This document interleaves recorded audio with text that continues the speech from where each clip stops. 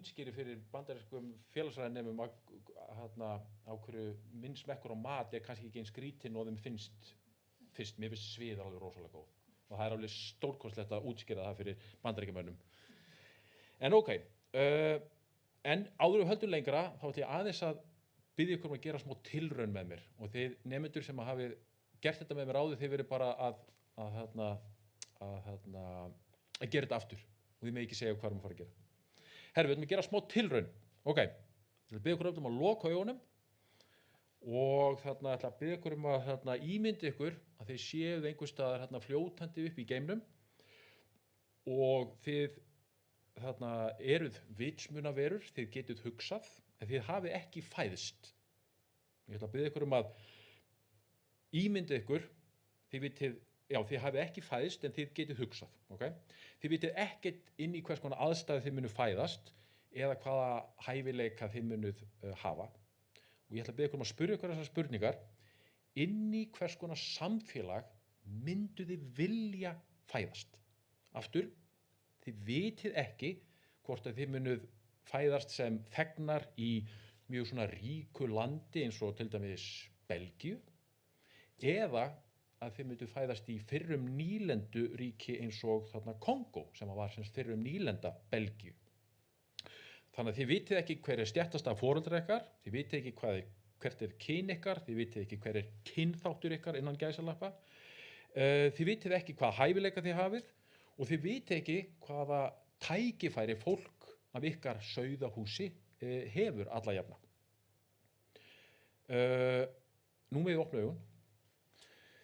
Þeir sem að taka þátt í svona fæðingalottói, svona skynsamur leikmaður í svona fæðingalottói, myndi alveg örugglega vilja fæðast inn í samfélag þar sem að leikvöllurinn og leikreglurnar væri tiltölulega jafnar. Þar sem að jafnvel í svona worst case scenario fólk hefði miskundi sæmileg tækifæri til þess að lifa sómasamlegu lífi. Maður myndi til dæmis vilja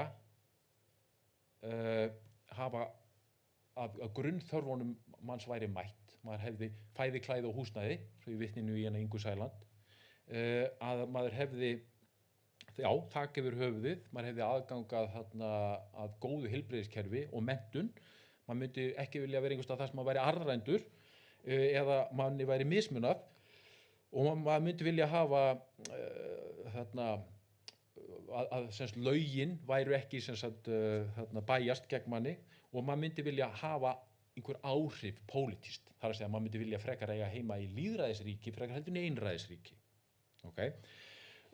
Ef að hugsa aðeins þessa hluti, þið viti ekki inn í hvaða samfélag þið myndu fæðast og bara spurja ykkur þessar spurningar, hvar væri öruggt að fæðast? Ef að bara það hugsa það að hvar þið fæðist hafi áhrif á afdrif ykkar í lífinu og tækifæri, þá eru það einhver leyti farin að hugsa svona félagsfræðilega. Þannig að ég ætla að halda því aðeins áfram. Og þessi tilraun, hún kemur frá bandarískum stjórnmálaheimspekingi sem hét John Rawls og kölluð á íslensku undir fávísisfeldi. Og tilgangurinn hennar að reyna að fá okkur að hugsa á hlutlægan hátt sem sagt svona þjóðfélagsmál. Ekki vera að reyna að hugsa þetta út frá manns eigin hagsmunum þá og nú, heldur bara að hugsa hvað væri sanngjarnt og réttlátt fyrir alla. Þannig að það er svona ágætt að ég byrja bókina svona, ef við byrjum bókina svona, bara reyna að fá fólk til að setja sig í þá hugarástand að hugsa að við búum ekki í félagslegu tómarúmi, þær aðstæður sem við fæðumst inn í og búum við hverju sinni hafa áhrif á afdrif okkar. Þannig að hugmyndin með þessu sem sagt bara svona undirstrika það að aðstæður okkar, tækifæri og afdrif mótast í þessu samspili sem sagt okkar eigins atbeini og aðstæðna. Enginn býr í félagslegu tómarúmi. Og hérna var til að vitna í hann W.E.B. Du Bois sem var bandarískur félagsfræðingur af afrískum uppruna, fyrsti nemandinn af afrískum uppruna sem útskrifast með doktorspróf frá Harvard háskóla og hann einmitt talaði að félagsfræðin var alveg einkar vel til þess fallin til þess að einmitt til þess að rannsaka samfélagið en líka til þess að nota þá þekkingu til þess að bæta samfélagið. En ok, hvernig lítur þá heimurinn okkar út? Já, ef að heimurinn okkar væri 100 manns, þá myndi hann líta sirka svona út. Ég ætla bara að leyfa ykkur aðeins að skoða þetta, menn ég held áfram. Sem sagt, eins og ég nefndi áðan, að þá tilgangur þessarar hugsunartilraunar undir fávísisfeldi eða veila vegnarins að svona draga úr okkar sem sagt skekkjum, hugsanarskekkjum þegar við erum að hugsa hvernig myndi réttlátt samfélag líta út og fá okkur til þess að hugsa sem sagt hlutlægt. Og hún líka dregur fram hvað hugmyndir okkar í réttlátt samfélag svo óbóðslega langt frá því hvernig samfélagið ef við bara horfum á heiminn sem heild og einstök lönd. Okkar svona kjörmynd eða kjörmynd flestra rosalega langt frá hvernig hlutirnir eru í raun og veru. Svona sem dæmi, Oxfam benti á að sem sagt 2024 að ríkasta 1% í heiminum á meiri auð heldur en fátækustu 95%. Þetta mjög, yfirleitt mjög mikið svona munur á kjörmynd fólks og hvernig staðan í raun og veru.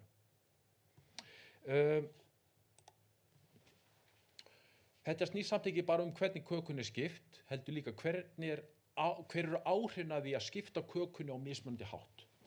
Hérna sem sagt tabla sem kemur úr bók sem ég hvet alla til að lesa sem heitir The Spirit Level og kom út 2009. Og hérna búið að setja upp svona vísi sem skoðar sem sagt svona vísi ákveðna félagslega vandamála, búið að tengja þeim saman og setja hérna upp í graf með sem sagt tekjuójöfnuði og hérna sjáum við að ójöfnari samfélögin hafa meira félagslegum vandamálum heldur en jafnari samfélögin. Og félagsfræðin einkar vel til þess fallin einmitt að skoða hvernig hlutirnir í raun og veru og stundum fá félagsfræðingar það á sig. Já, þetta nú bara almenn skynsemi. Þetta bara vita allir. En almenn skynsemi ekkert voðalega almenn og mér finnst alltaf voðalega gaman að sýna fólki þetta. Ég er líka afbrotafræðingur. Þannig að hérna erum við semst með uppi í vinstra horninu gröfin efst uppi sýnir semst þróun afbrota í Bandaríkjunum síðustu rétt rúmu 30 árin. En niður í vinstra horninu sjáum við semst hugmyndir fólks afbrot. Og hinn almenni Bandaríkjamaður heldur að afbrot séu alltaf að aukast. Það að segja, mikill meiri hluti heldur að afbrot séu alltaf að aukast í sínu eigin nærumhverfi og í Bandaríkjunum sem heild. Okay? En reynslugögn sýna okkur bæði sem sagt gögn lögreglunar sem sagt yfir skráð afbrot og svo í þolendagögnum sem hjálpa okkur að fylla upp í þessa mynd með því að gera ráð fyrir hinnum svokölluðu duldu afbrotum sýnir að afbrotum í Bandaríkjunum síðustu 30 árin hafa farið bara niður. Þetta er bara 45 gráður lína bara niður. En hugmyndir fólks, hinn almenna skynsemi segir fólk annað. En þegar kemur að afbrotum rétt eins og ójöfnuði að þá félagsfræðin að sýna okkur reynslugögn hvernig hlutirnir eru semst í raun og veru. En ok, aftur að bókinni. Það sem gerir þessa bók einstaka meðal sem sagt inngangsbóka í félagsfræði þessi áhersla á vald og þetta samanburðarsjónarhorn að vísu, það eru nokkrar bækur sem eru með það, en þessi mikla áhersla á vald það sem gerir hana sérstaklega svona öðruvísi. En hvað eigum við með vald? Það sem við eigum við með vald að, ég ætla að fá að stökkva við þetta. Vald í grunninn bara getan til þess að geta hrint einhverju í framkvæmd. Það bara svona þetta grunnhugmyndin. Okay? og þarna, það til alls konar skilgreiningar á valdi. Og þessi þekktasta frá honum Max Weber, í öllum félagsvísindunum, og hann er þetta félagsfræðingur, og það skilgreiningin þarna: vald getan til þess að koma vilja sínu til leiðar, óháð vilja annara. En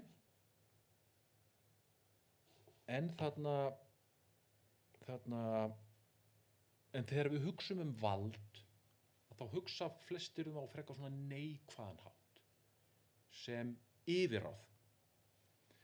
Þegar einhver valdamikill hefur yfirráð einhverjum öðrum sem valdaminni eða jafnvel valdalaus eins langt og það nær. Þar sem að hinn valdamikli getur látið hinn valdalitla lúta sínum vilja og gera það sem viðkomandi myndi til dæmis ekki vilja gera. En ef við skoðum hina hliðina á peningnum, þá líka hægt að hugsa vald út frá valdeflingu.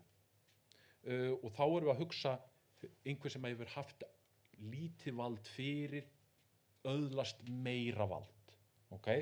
Og bara mjög gott dæmi þetta valdefling kvenna í hinu hnattræna suðri, samhliða auknum aðgangi að menntun og vinnu og heilsu. Og þetta bara kemur meðal annars fram í Sustainable Goals hjá Sameinuðu þjóðunum, sem að kveður á meðal annars öðlast aukið kynjajafnrétti með því að valdefla allar konur og stúlkur. Og við gerum dálítið mikið úr þessu, meðal annars úr Sustainable Goals, ég er búinn að gleyma hvað þetta heitir á íslensku, og gerum til dæmis dálítið mikið úr kvennafrídeginum eða verkfallinu árið 1975 og opnum 7. kafla sem heitir Civic Engagement and Social Change, einmitt með umfjöllun kvennafrídaginn, og vitnum meðal annars í kollega minn á Háskólanum á Akureyri, Valgerði Pálmadóttur. Þannig að við erum svona inn á milli alltaf að benda á, já, heimurinn mjög ójafn, en það eru fjölmörg dæmi hvernig hann hefur verið gerður sem sagt jafnari með samhentu átaki fólk sem vildi reyna að breyta heiminum. Og hérna bara svona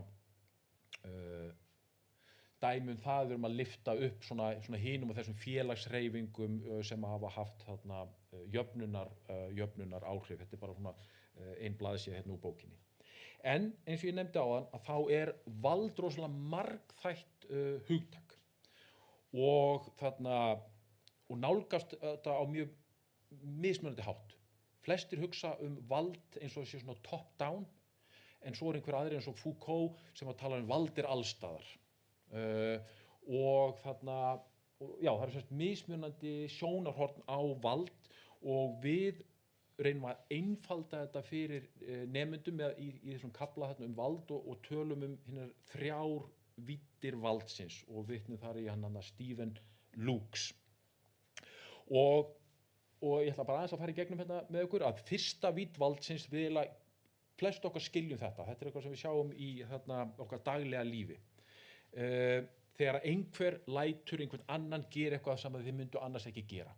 Okay? Dæmi, við komum að gatnamótum og þar lögga sem segir beðið til hægri, en ég ætla að beðið til vinstri, nei, beðið til hægri. Við vitum það, löggan hefur vald, hann hefur lögregluvald í þessum ástæðum, hún má segja okkur að fara til hægri. Viðkomandi hefur vald yfir okkur. Okay? Þetta þekkjum við. Okay? En önnur vídd valdsins, hún leyfir okkur að kíkja bakvið tjöldin, vegna þess að ef að þetta verið eitthvað eina hugmynd vald, að það þegar einhver lætur einhver gera eitthvað annað en það sem viðkomandi vildi gera, þá myndum við halda að samfélagi væri miklu meiri samstaða en það væri í raun og veru. Og þess vegna svo gott að félagsfræðingar og fleira félagsvísindafólk kafa dýpra, og til dæmis önnur vídd valdsins dregur til dæmis fram dregur fram tilvik þar sem að einhver hefur það vald að geta komið í veg fyrir að eitthvað sé einu sinni rætt.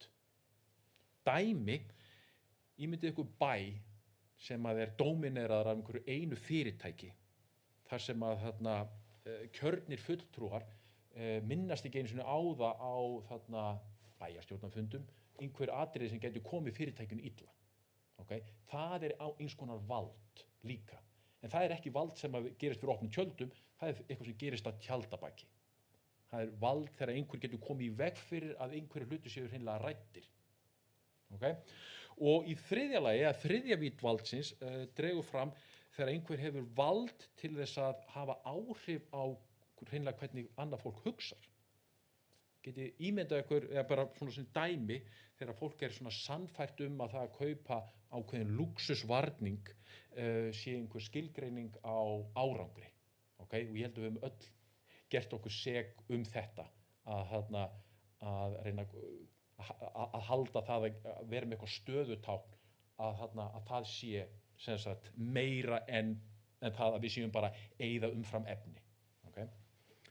En þannig að punktur sem ég ætla að koma með, bæði varðandi sem sagt, vald annars vegar og valdeflingu hins vegar og svo mismunandi birtingarmyndi valds, að þetta fjölþætt og það hægt að nota vald á jákvæðan hátt og neikvæðan hátt. Bara rétt eins og orka í eðlisfræðinni hægt að nota til þess að kveikja ljós, eða líka hægt að nota til þess að taka einhvern lífi í ramastól.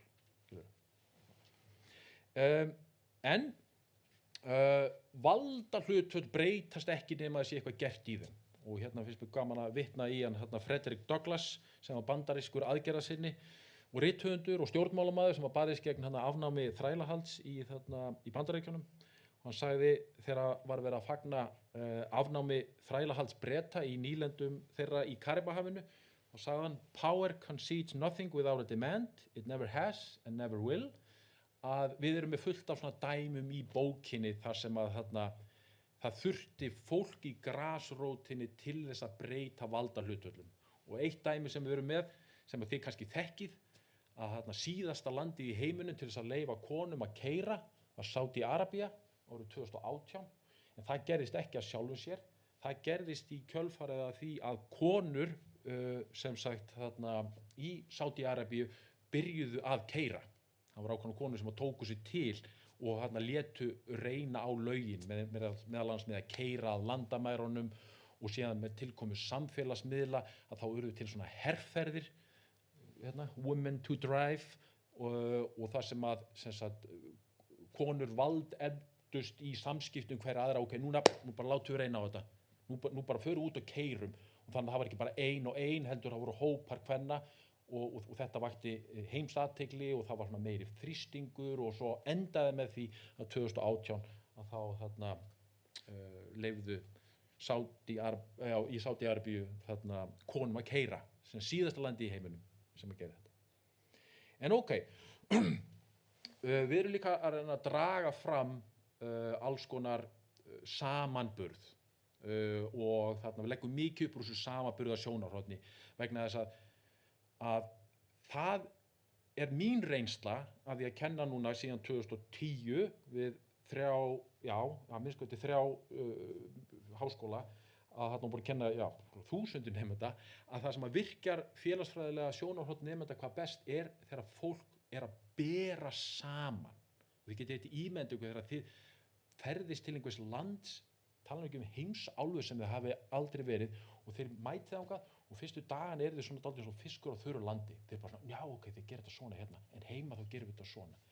Og þá fer maður að hugsa, ok, ég ger þetta svona heima vegna þess að búast allir við því að ég ger þetta svona heima. Eins og hérna, þú kemur til Hollands eða eitthvað og þá ætlast til þess að maður borðið franskatna með majónesi. Maður bara, what? Heima þá borðið þetta með kóktusósu. Og sem Bandaríkjamaðurinn, byrju, það er tómatsósa. Skilur, en þetta alveg svona mjög saklaus dæmi, en við getum yfirfært þetta saklausa dæmi á svo margt. Okay? Þannig við reynum að draga fram svona alls konar mun. Okay? Og fyrst erum við að tala ójöfnuð en ekki körfubolta. Ég fyrst að koma í saman sem ég körfubolta fanatik. Að þá erum við mynd að skoða hvernig birtist ójöfnuður á mismunandi hátt í þetta mismunandi löndum, og reyna að draga það fram að ójöfnuður náttúrulegur, hann fyrst og fremst mannanna verk. Okay? Og fólk segir hérna, nei, þetta snýst bara ákvarðanir, ok? Þetta snýst bara hérna, að fólk hafi hæfileika og vinnusiðferði, ok? Og ég bendi þá alltaf á að 3 mikilvægastu ákvarðanir sem þú tekur í lífinu hvar þú fæðist, hvenær þú fæðist og hver eru foreldrar þínir, okay? Og þetta eru ekki ákvarðanir, okay? En við vitum bara af rannsóknum að þetta hefur heilmikil áhrif á afdrif fólks. Og líka svona til að draga annað fram, jafnvel þótt að við höfum atbeini og að sjálfsögðu hafa hæfileikar og vinnusiðferði áhrif, en hvað með börn? Ekki ætlum að fara að kenna börnum þeirra fátækt, en við vitum að barnafátækt mjög mismunandi milli landa. Og það sem við vitum líka að ríkið hefur heilmikil áhrif á umfang barnafátæktar. Og hérna ég með mynd sem að sýnir barnafátækt í völdum löndum fyrir og eftir inngrip ríkisins. Og inngrip ríkisins það er þrennt sem að ríkið getur gert til þess að hafa áhrif á ójöfnuð. Það eru skattar, það er að endurdreifa svo sköttunum út í eitthvað annað og svo regluverk. Okay? Og hérna sjáum við barnafátækt í völdum löndum og þið sjáið að ríkasta land fyrr og síðar, Bandaríkin, með hæsta hlutfall barnafátækt og það meira enn hærra núna í dag. Það nær 24% síðast ég tjekkaði. En þið sjáið að fyrir skatta og endurdreifingu að þá eru önnur lönd með hærri barnafátækt heldur en Bandaríkin. En þið bara sjáið að lönd eins og Írland og Frakkland og Bretland gera bara miklu meira til þess að draga úr barnafátækt. Okay? Þannig að við erum svona að reyna að draga þetta fram að svona another world is possible, skilurðu. Bandaríkjamenn, þeir gerðu alveg heilmikið í fátækt eldra fólks. Þegar Lyndon B. Johnson lýsti yfir stríði gegn fátækt 1964, að þá var bara fátækt meðal aldraðra í Bandaríkjum, hún næstum 30%. Hún var bara helminguð á tiltölulega skömmum tíma í gegnum aðgerðir ríkisins.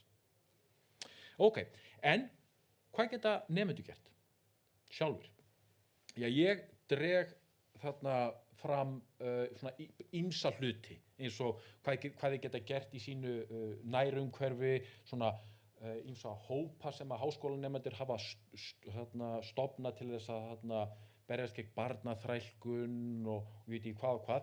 En svo bendi ég líka á að elsti strákur minn, hann Jakob Jóhannsson, hann sem sagt þegar hann var ungur, þegar hann var bara 11 ára, að þá varð hann sem sagt var við fátækt, barnafátækt í sínu nærumhverfi í Columbia í Missouri fylki, bara hann gekk ekki almenningsskóla og bara sá að það var bara mikil misskipting innan skólans og hann vildi láta gott að sér leiða.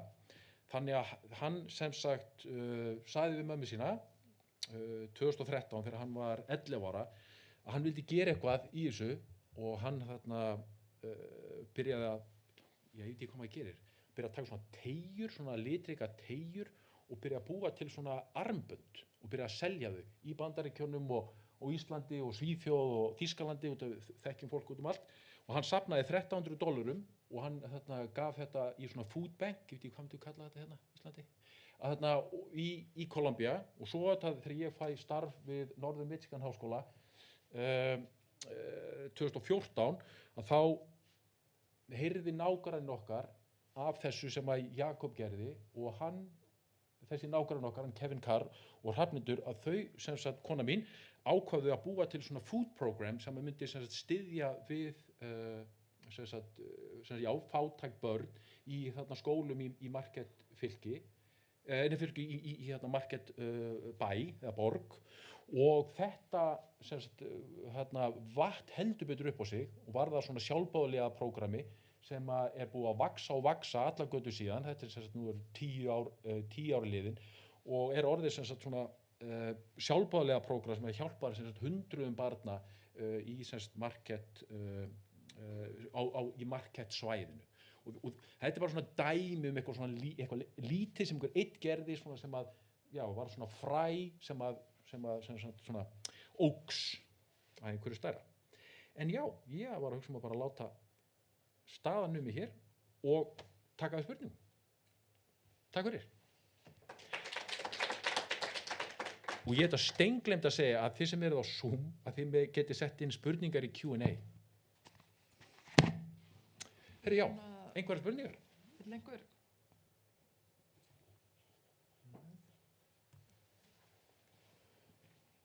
Þetta kannski bara verið svona skýrt hjá mér, sko. Þá kannski ég fá spurningar. Já, heldur. Takk fyrir áhugaverða kynningu, Guðmundur. Sko, ég aðeins að velta fyrir mér þessi bók. Þarna kafli vald, innflytjendur, mér sýndist einn heita Gender and Sexuality. Já, ég skal bara fara hérna í... Þarna valdefling, þið að hvetja svona nánast til aktivisma og ég gef mér að þið séu að skrifa bók sem ætlaður bandarísku skólakerfi. Já, fyrst og fremst. Já. Ég að velta fyrir mér, ertu að búa til efni fyrir bókabrennur í Bandaríkjunum? Nei, sko. Hvernig, veistu, hvernig eitthvað að fara að reyna á það, hvernig bókinni tekið þarna úti? Já, sko, hún kemur út sem Kilja, rafbók og í svona lærdómsumhverfi sem heitir Sage Vantage og rafbókin kom út í desember, Kiljan kom út í janúar og hitt lærdómsumhverfið að koma út núna í mars og þessi bók var ritrýnd af tugum kennara vísvegar Bandaríkin og viðbrögðin sem við fengum væri að hún væri mjög svona balanced að jafnvel þótt að við værum að tala út í það félagsfræðin ekkert óviðkomandi en jafnvel þótt við værum að tala svona krefjandi efni eins og ójöfnuð og vald og svona að bókin væri sem sagt mjög svona hvað maður segja hófstillt skilurðu að við erum ekki að predika við erum bara spurningarnar sem að við erum að reyna að svara í bókinni eru svona analítiskar spurningar frekar heldur en svona siðferðislega spurningar við látum fólk vita strax í upphafi hvert okkar siðferðislega mat sé á ójöfnuði, hvenær okkur finnist ójöfnuður vera orðin vandamál, en segjum svo, hughreistum svo lesandan og segjum í þessari bók munum fyrst og fremst eiga við greinandi spurningar frekar heldur en móralskar spurningar. Vegna þess að greinandi spurningar þá alltaf að leggja til gögn og segja bara, svona þetta. Bara félagslegur hreyfanleiki, hann bara minni í Bandaríkjunum. Okay? Hann meiri í Danmörku. Ég veist alltaf gaman þessu ummælum frá honum Wilkinson sem annar höfunda The Spirit Level. Hann sagði við Bandaríkjamenn if you want to experience the American dream, you should move to Denmark. Skilur bara til þess að benda á það að félagslegur hreyfanleiki miklu meiri í Danmörku og hinum Norðurlöndunum heldur en í Bandaríkjunum. Og það hefur að gera með sem sagt þjóðskipulagið. Við getum ekki, eins og fólk tala stundum að þetta snýst ekki hvernig kökunni skipt, þar að segja svona equality of conditions, þetta snúist bara jöfn tækifæri eða equality of opportunities, en rannsóknir sýna að þetta helst í hendur. Í löndum þar sem að gæðunum jafnarskipt, eins og til dæmis í Danmörku, þar líka auðveldara fyrir fólk í fátækt að vinna sig upp, en í löndum eins og í Bandaríkjunum þar sem að kökunni mjög ójafnt skipt, miklu erfiðara fyrir fólk að vinna sig upp. Þannig að jafnvel þóttu við sem að fjalla eitthvað svona krefjandi að þá hafa viðbrögðin verið mjög góð sko og þá erum við fyrst og fremst að tala frá fólki sem að kennir innganga félagsfræði. Síðan bara kemur í ljós. Þetta mjög krefjandi tími til þess að vera að gefa út líka svona bók en maður fer ekki að láta það stoppa sig. Takk fyrir spurninguna. Já, aðeins. Já, við létt með þetta.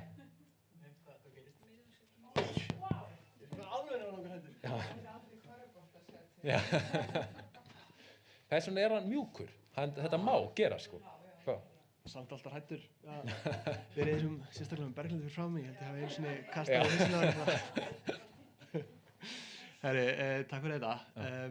Hérna, ég fór aðeins að velta fyrir mig bara einmitt kannski sem framhald af spurningunni frá Hildi. Já. Og þú varst til að koma aðeins inn á alveg henni blálokkin. Já. Þegar verið að gefa út svona bók Já. á svona tímum. Þess að það er svo mikið að gerast. Já. Þú veist, hvernig gengur, og nú er líka bara forvitin að vita, þú veist, þegar þú ert í svona útgáfuferli, af því að hérna, ég held að allavega við öll sem höfum verið eitthvað að stúdera eitthvað í kringu félagsvísindi að hérna, endar svona útgáfur á bókum. Já. Hvað ferli er síðan, þú veist, hvenær hittist þið og bara, þú veist, eru þið strax fann að hugsa bara, þið þurfum bara að gefa út útgáfu 2 í sumar eða hvernig það er. Já. Og svo hitt líka aðeins hvernig, að því að nú ertu að tala um það til hverra bókinni skrifuð. Já.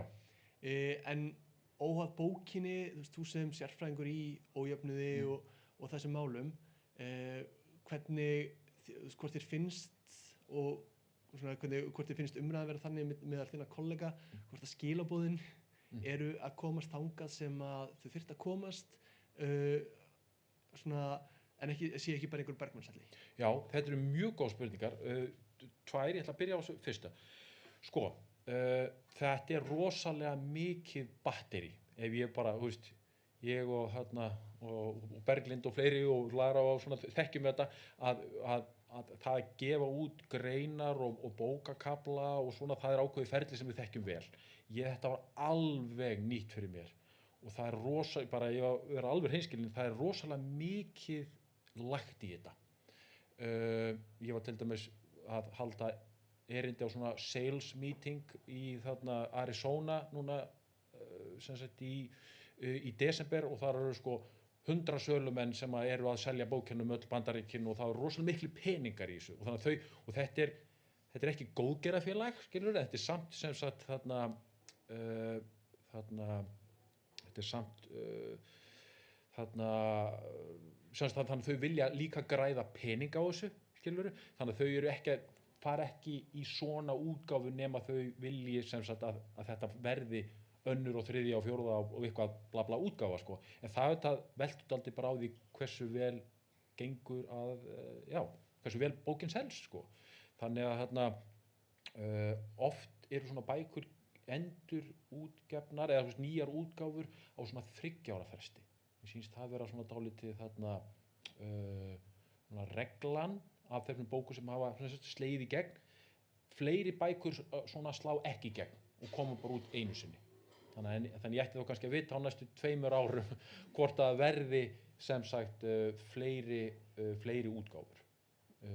Já, þannig að við erum enn hérna sko og fólk byrjar ekki að kenna þetta fyrr en núna í sumar eða í haust. Þannig að það kemur í ljós sko. Hin spurningin er að það sem er gaman við að gefa út inngangsbók í félagsfræði er að þú ert með kannski stærsta lesendahópin sem maður fær nema maður sé með eitthvað svona bók sem maður slær í gegn svona meðal almennings. Vegna þess að yfirleitt ef maður gefur út svona fræðibók að það kannski seljast nokkur 100 eintök. Þú veist, þetta er ofta ekkert, salan er ofta ekkert óalega mikil sko, nokkur 100 eða kannski 1000 eða 2000, þetta er ekkert rosalega mikil sala yfirleitt. Nema hún slá í gegn. En bara svona venjulega þá eru kannski að tala um nokkur 100 eða nokkur 1000 sko. Ef að svona slær í gegn þá erum við 1000 eða 2000 skilur bóka sko. Þannig að það er kannski gaman við þetta er að þú nærð til mjög breiðs hóps skilur og flestir sem að kynnast félagsfræðinni það er miklu fjölmennari hópur sem að tekur bara einn inngangur af félagsfræði og svo fer þeir bara áfram í eitthvað annað, hvort sem það er sálfræði eða líffræði eða eitthvað. Þannig að þetta er mér finnst skemmtilegt, maður nær til mjög breiðs hóps þegar það kemur að því. Þessi bók er í sjálfu sér ekki að reyna að tala við mjög breiðan hóp út fyrir háskólana. Það er semst fyrst og fremst nemendur og svo þá aðalega þeir sem eru að kenna þetta. Maður þurfa fyrst að selja kennurunum að þetta sé góð bók til þess að kenna áður en þetta fer nokkru sinni til nemenda sko. Og við erum bara hérna, sjá sjá hver viðbrögð verða sko. En þarna fram að þessu hafa viðbrögðin verið mjög góð sko. Og það þarna, já, ég held að einhver 50 kennarar eitthvað sko sem að fengu 3, 4, 5 kafla til þess að lesa og gáfu endurgjöf í ferlinu og við tókum tillit til þess og bara svona þetta var svona overwhelming mjög góð viðbrögð sko. Þannig að, já, þetta verður bara fróðlegt. Spennandi tími. Voðalega feginn þetta sé búið. Það tók rosalega langan tíma. Herðu, já, við höfum tíma fyrir fleiri spurningar. Er einhver hérna á Zoominu? Jú, herðu, það er spurning, geggjað. Q&A. Takk fyrir frábæran fyrirlestur, áhuga bók. Ok? Takk fyrir Sif. Já, þetta var skorinort. Þetta var góð endurgjöf. En, já, Lara? Þetta er erfitt hotn og það er drykkur. Já, sko. Herru, já, takk fyrir. Þetta var bara, já, frábært og einmitt mjög áhugavert að hlusta á því. Mér fannst það kannski meira svona kommandin frekar en spurningin bara alls sem ég fannst það svona áhugavert sem þú sagði svona hvernig við svörum spurningum þegar einhver segja já, er þetta ekki bara skynsemi, vita þetta ekki allir, þetta svona sem þú talaði sem ég tengist svo vel við þessu af því ég lendi því á málþingi núna í síðustu viku, ég tók þátt í svona padbóðsumræðu og það var einmitt kona sem starfa þetta var að mæla samfélagsáhrifskapandi greina og hún starfa með þessu þannig hún veit þetta af eigin reynslu og ég þannig og það var spurning það rannsóknar til þess hvað getur fræðifólk, hvað með bæta eitthvað við ef þetta ekki anvend en mér fannst það svo flott hvernig þú varst að bara svara þetta svo já, svo okkar finnst og oft við að tala í svona já, bergmáls, við kannski tala fólk sem sámara okkar og við gleymum kannski stundum þetta er bara eitthvað stór hópa út í samfélagi sem já, hefur kannski ekki þetta þekking og þeim kannski ekki, það er kannski ekki einmitt skynsemi fyrir þetta fólk og það er kannski aðalega þetta er ekki spurning en mér fannst það bara svo áhugavert og líka eitthvað sem við kannski þurfum að muna nemanum okkar í rauninni hvernig við getum tala það bara eitthvað sem þú viltu kannski aðeins segja meira það þetta finnst það bara svo áhugavert bara mjög góð punktur þar sem ég ætla að tala með varðandi þetta og ég sýndi ykkur hérna afbrot ég tók svona smá hliðarskrif og sýndi ykkur afbrot sko, hvaðan fær fólk hugmyndir sínar afbrot úr fjölmiðlum við vitum á Íslandi að Helgi Gunnlaugsson hefur einmitt spurt þessar spurninga og 90% Íslendinga fá helstu upplýsingar sínar afbrot í fjölmiðlum okay? Og sama upp á teningnum í Bandaríkjunum og jafnvel þótt að afbrotum hafi hríðlækkað í Bandaríkjunum síðustu rúmað 3 áratugi að þá af fjölmiðlum að ráða það ekki okay? Og við vitum að þetta bara eiginlega bakað inn í kerfið vegna þess að neikvæðar fréttir þær fá meiri athygli þar sem fleiri smella á neikvæðar fréttir og þetta var fyrir tíma netsins að þá kom þetta orðatiltæki if it bleeds, it leads að það er að frásagnir af alvarlegum glæpum sem eru oft forsíðufréttir og eru gert hátt undir höfði vegna þess að fólk vil lesa þetta og þetta hreyfir við fólki og jákvæða fréttir, það er bara búið að rannsaka þetta þær hreyfast miklu hægar og ég fekk þetta út í meðal annars stúdera lögregluna að fyrir hverja eina neikvæða frétt lögregluna þá þarftu 12 jákvæða frétt lögregluna til þess að núlla út þannig að geti ímyndað eitthvað bara áhrif neikvæðra frétta og þess vegna er svo mikilvægt þegar kemur að afbrotum og mér finnst til þess að Margrét Valdimarsdóttir verið að gera frábæra hluti eins og til dæmis almenn skynsemi rosalega margar á Íslandi því miður er það að innflytjendur brjóti meira af sér heldur en innfæddir okay? En alveg ofboðslega mikið af rannsóknum sýnir að þetta er alls ekki svona einfalt að heilt yfir að þá brjóta til dæmis fyrstu kynslóðar innflytjendur minna af sér heldur en innfæddir skilurðu og Margrét á til dæmis bara nýja grein í íslenska þjóðfélaginu tímariti félagsfræðinga Félags Íslands sem í opnum aðgangi sem er einmitt að skoða þetta að hlutirnir eru miklu flóknari heldur en þetta og þetta snýst ekki bara innflytjendastöðu heldur um aðra hluti þannig að mér finnst þetta eiginlega vera hvað mikilvægast og svona fyrir utan að kenna fólki því félagsfræðilega sjónarhorn, skilurðu, að það ekki hægt að skilja einstaklingin og samfélagið öðruvísi heldur en að skilja bæði, að þá finnst mér þetta eiginlega næst mikilvægasta, að bara biðja fólk að skoða haldbærustu gögn sem við höfum hvaða viðfangsefni sem við erum að skoða hverju sinni. Jú, oft sýna reynslugögn að almennt er ekkert voðalega langt frá raunveruleikanum, en ansi oft er dálítið langt þarna á milli og afbrot og ójöfnuður nú bara enn eitt dæmi það. Fólk stórlega vanmetur ójöfnuð.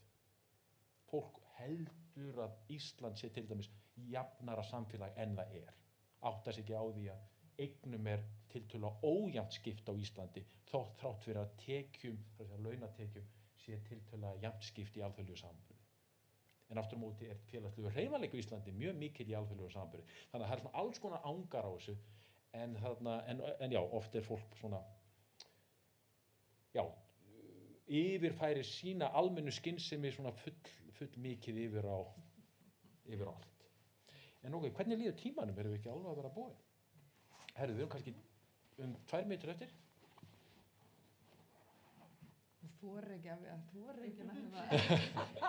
fá kastið frá mér. Við getum líka bara sagt þetta gott. Herðu, þetta góð spurning. Sko, meðhöfundar mínir og ritstjórarnir úti, þeir eru allir konum í sína bækur. Ég enn að bíða eftir risastórum bókakassa. Þannig ég á hverjum degi hvort að pósturinn sé búin að senda mér eitthvað, en ég ekki komin með bókina, því miður. En planið að vera með eitthvað svona smá útgáfuhóf þegar bókin komin, sko. Ég get alltaf að votta, sem stúdent, það gott að lesa alltaf 1 kafla.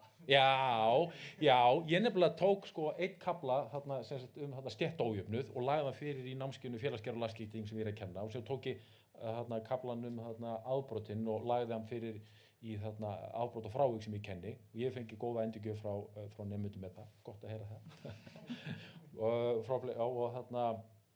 og mun kenna þetta í inngangi af félagsvísindum næsta haust ef að líkun lætur. Þannig að já, og bókin verður þá til sölu í bóksölu stúdenta ef fólk hefur áhuga. Yes. En rafbókin, hún nú þegar það til sölu, en ég að tala ef fólk vil eignast kiljuna. Árita eintak, já, það er hægt að fá það árita líka, yes. Herðu, geggjað, þá bara þakka ég kærlega fyrir mig. Takk.